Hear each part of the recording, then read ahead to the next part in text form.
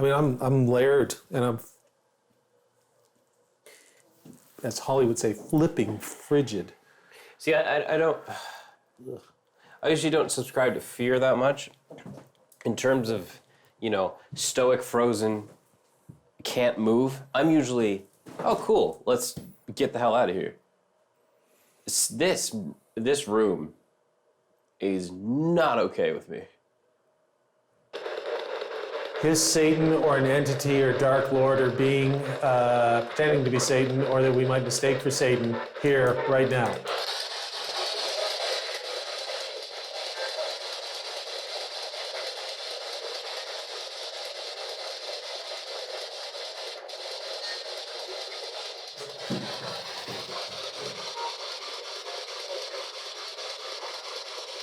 Time to leave. Time to go. What'd you feel? Time to go.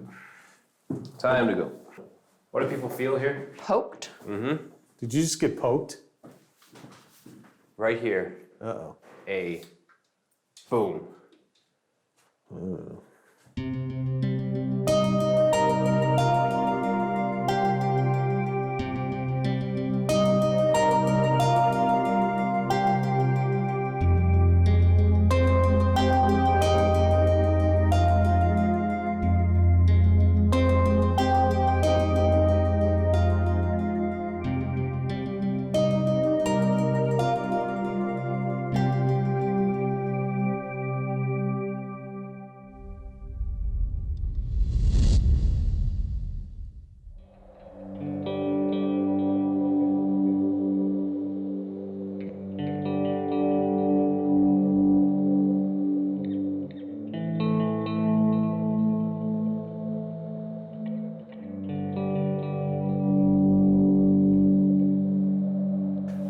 After you.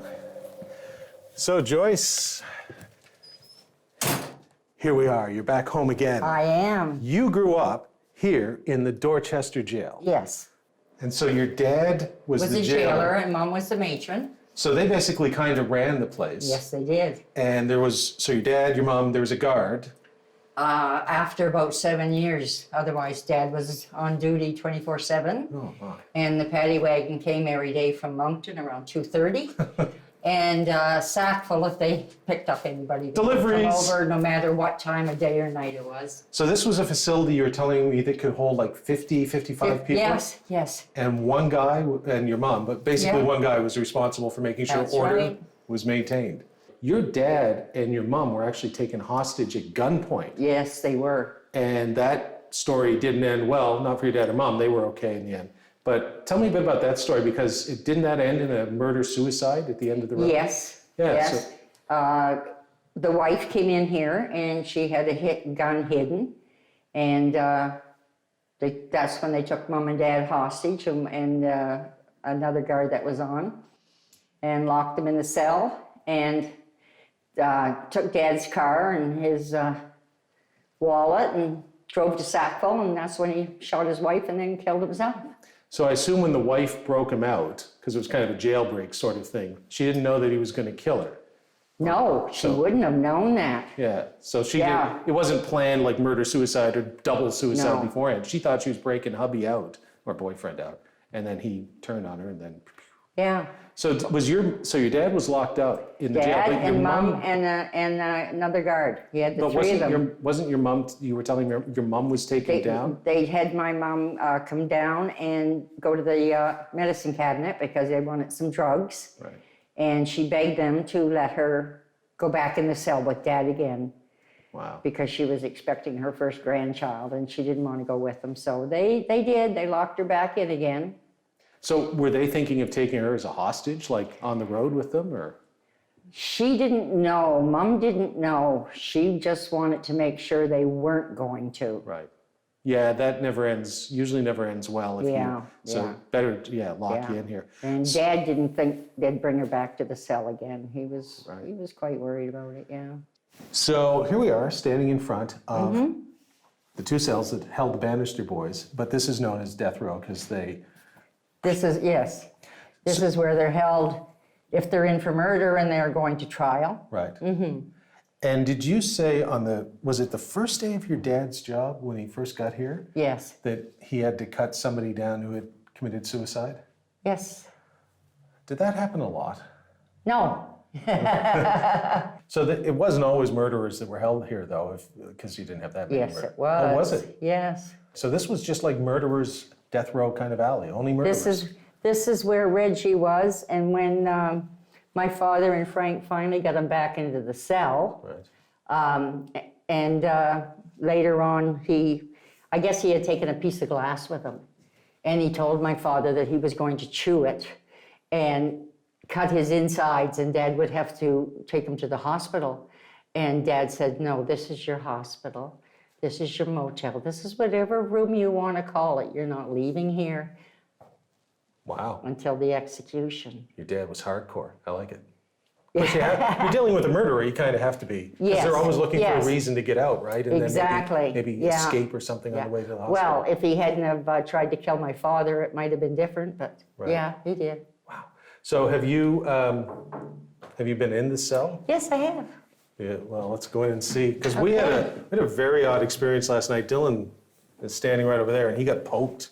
Oh, Dylan, you're so lucky. I don't know if that was the word I used. So when you were younger, like, did you ever think about who these people were and get their life stories from them and chat them up? Like, No, we knew the Banister brothers were buried in the backyard right. when we moved here. Yeah, Do you know exactly where it is? Or pretty well, so? pretty close. Because Bill seemed like he was a little, he wasn't quite sure. Bill is just a skeptic. Oh, it's okay. Well, Bill wants to find out, yeah. oh, well, I want to find out too. Yeah. Like, how far away from the jail is it? Not that far, because we used to play horseshoes back there with the trustees of the evening. Like over where the Bannister boys were buried, more or less? Yeah, they were only about 10 feet away. Yeah. So our horseshoe playing would have been right in this area. So you, and did you, other children in the community, would they come up and play horseshoes too, or No, just you? but we had friends that stayed overnight, and we'd bring Oh, okay. friends home for lunch. Come Yeah. on home for lunch, Yeah. play some horseshoes, Yeah. meet some criminals, trustees, sorry, meet my friends. I'll come show you where the two murderers are buried. They're out here. So after they hanged them, they just put both of the brothers in the same coffin. Yes, they did. Which is cost cutting taken to the extreme. Yeah. And so their final resting place, wait, was I on their final resting place? Is it over here? Yeah, we're in the area. Oh, so This is the area. oh, okay. Yeah, this is the area. It makes sense because you wouldn't, bury them way down there. You'd put them relatively close because you wouldn't want to carry the coffin very Yeah, far. if nothing exactly. else. Okay. Be heavy with two bodies in it Yeah, at the well, same time. That's the thing. I know. They didn't have a dolly. Yeah, it must have been a pretty big coffin, or they were really thin. Yeah. Cool. All right. So this is, generally speaking, the final burial place of the Bannister boys. Yes. Yes. Well, maybe we'll come do some weird stuff out here tonight. Oh, yeah.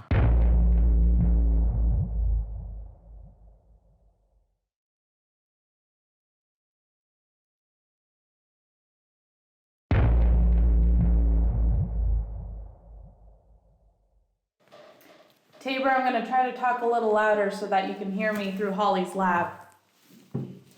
He took my flashlight. I don't have a flashlight either. Mother, shoot, But hold I'm- on. Haha. Good old cell phone. Damn it. I just can't see where the mute button is. Torch. All right, well. Ah!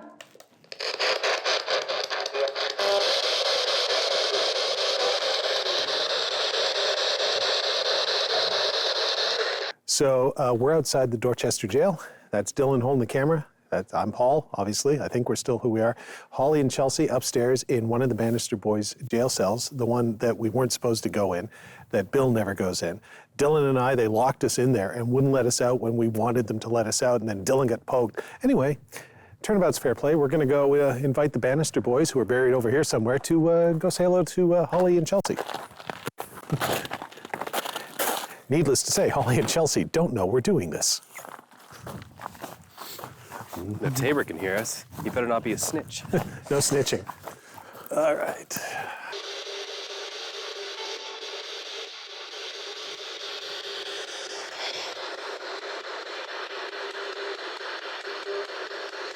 Looks good. The temperature's steady now. Yeah. Is there anybody here at all in this prison?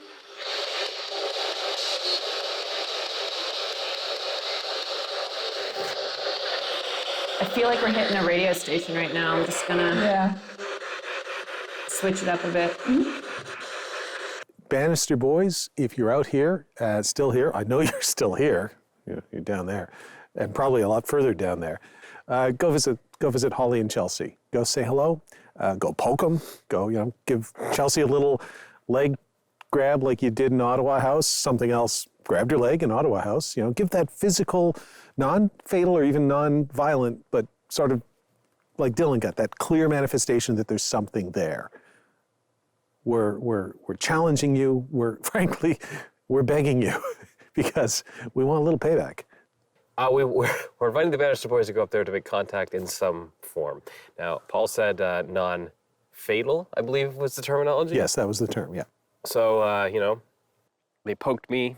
If it is them, poke them, say hello, do something, slam a door, anything, just to see if we can get a little sweet, tasty revenge.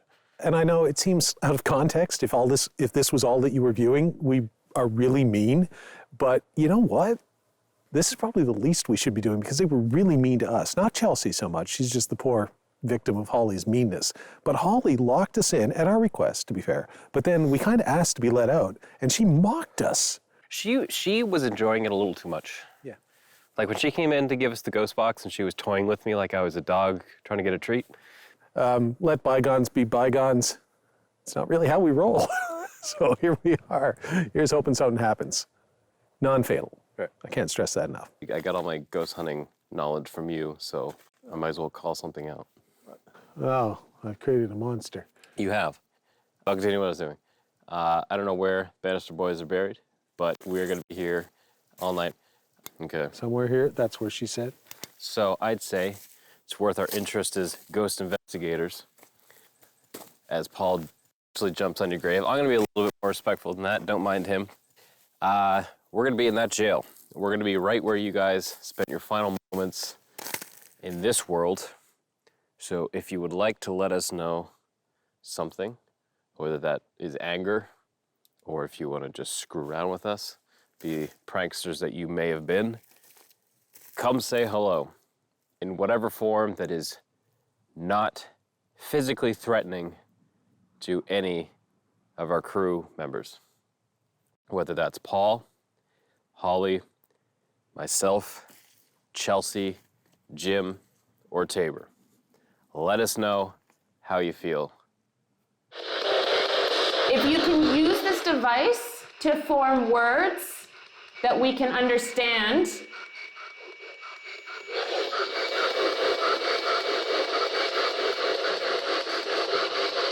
is there someone in here with us right now? Did you hear that? Yeah. Hello? Is there someone outside this?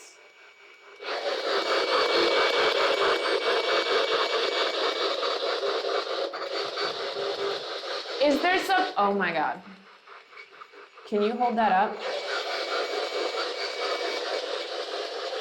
I flipping thought I saw something on the other side of those bars. Are you serious? I am not kidding you. Apparently there's 27 people buried in the backyard. Allegedly, yes. Any of you, come say hello, whatever that means to you, just no physical harm. Sure.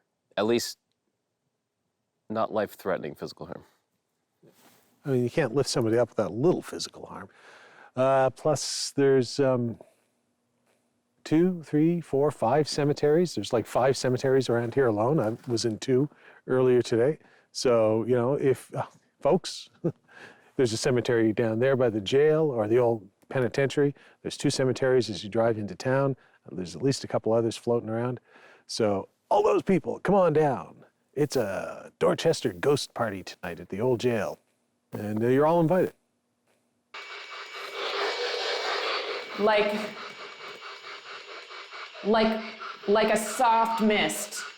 I'm not even kidding. I'm not even kidding.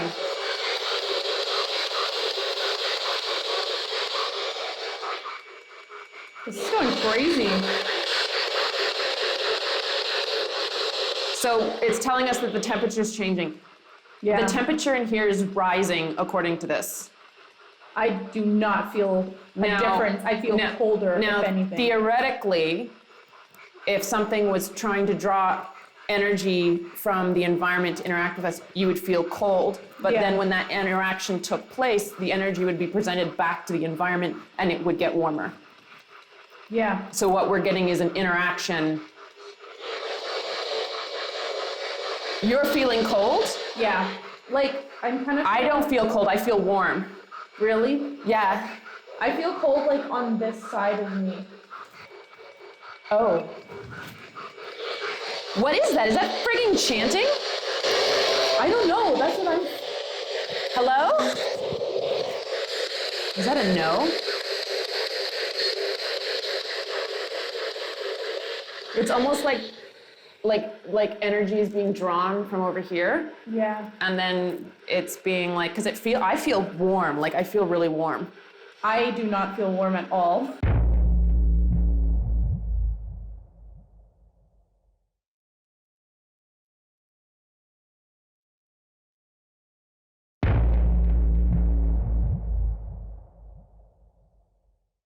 Arthur, did you have any last words you wanted to say before your tragic death?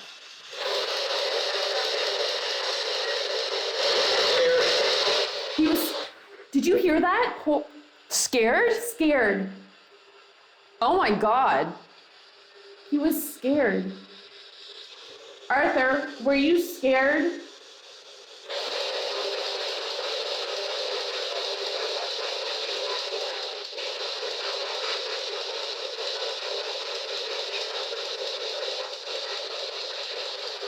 That was so clear. I don't know if I've ever heard anything. Did you hear that again? Yeah. Do you hear like a thing out there? Yeah. Sorry, I didn't. Are you here with us right now? Are you standing outside the cell?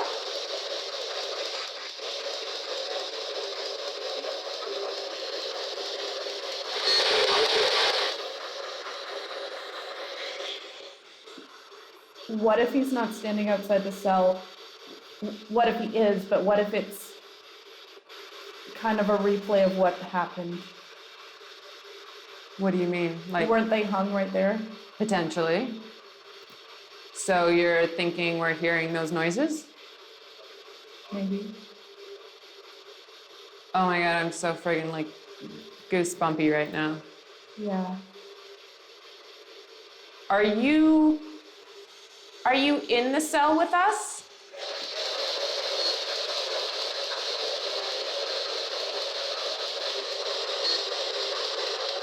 Daniel and Arthur, are you both here right now?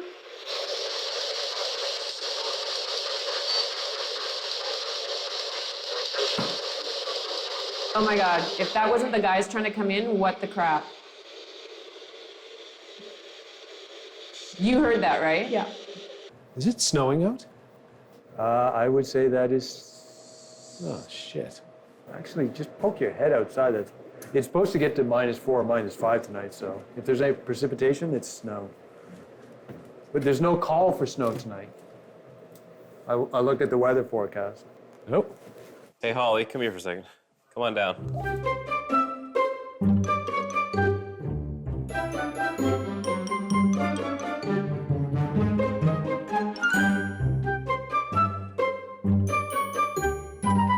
Yeah, what's up? So let me preface my remarks by saying I'm so proud of this young man.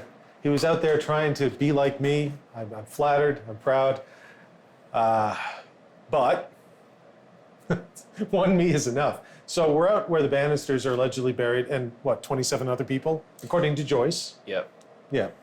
So you remember in those movies, like, say a John Hughes movie where the kids go to high school and when their parents are away, they put posters up all around the school and say, hey, party at Debbie's place or something, and they weren't too particular about who came. Yeah. So we were out there, and we called in the Bannister boys, totally legit. Which, it's just side note here, we called the Banister boys out after you jumped on their potential graves. I'm sorry, this happened just now? That was a few minutes ago. And I wasn't jumping on their graves as much as I was just working the kinks out. So, funny thing though, back to the high school thing. We meaning me, really, because he invited the Bannisters in, and I think you invited anyone else. You said, let's take it up, because Joyce had said there might be as many as 27 other people buried here. I said Banister boys. I said anyone else who was buried back there. Yep, you did. And then I turned the floor over to Paul, and I opened it up to anybody who's buried in Dorchester.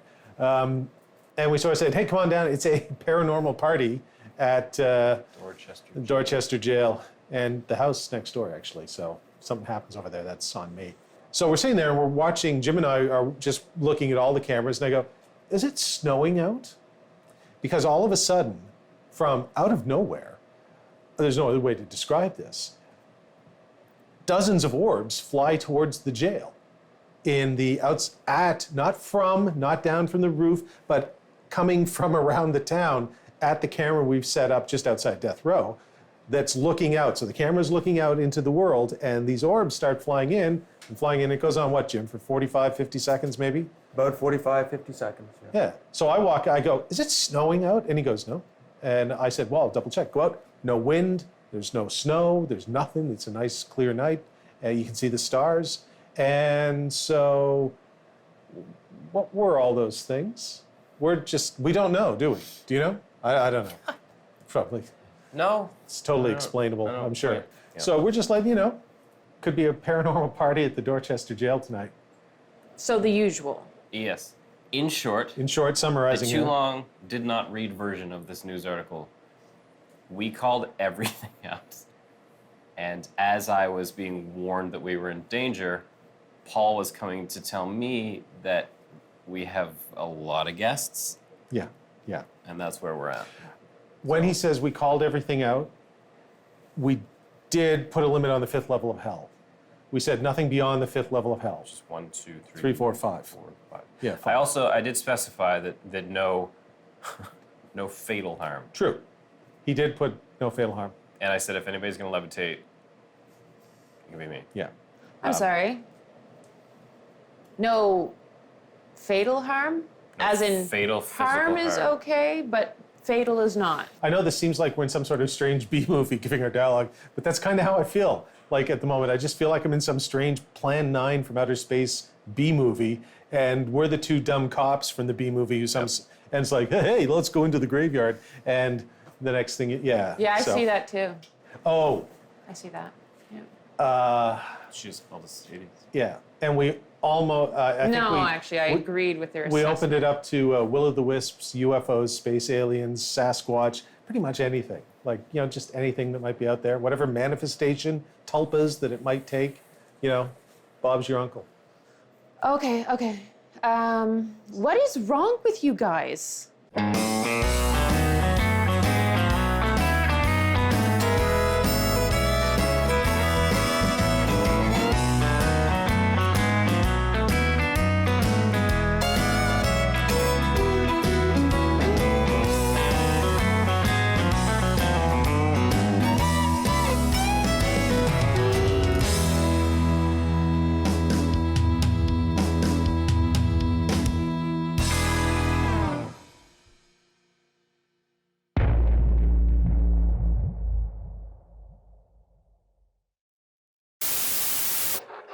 All right, Banister boys, we brought somebody new here. You might know him from last night, Dylan Garland. He's not related to us, but he's the brother from another. There we go. Ugh.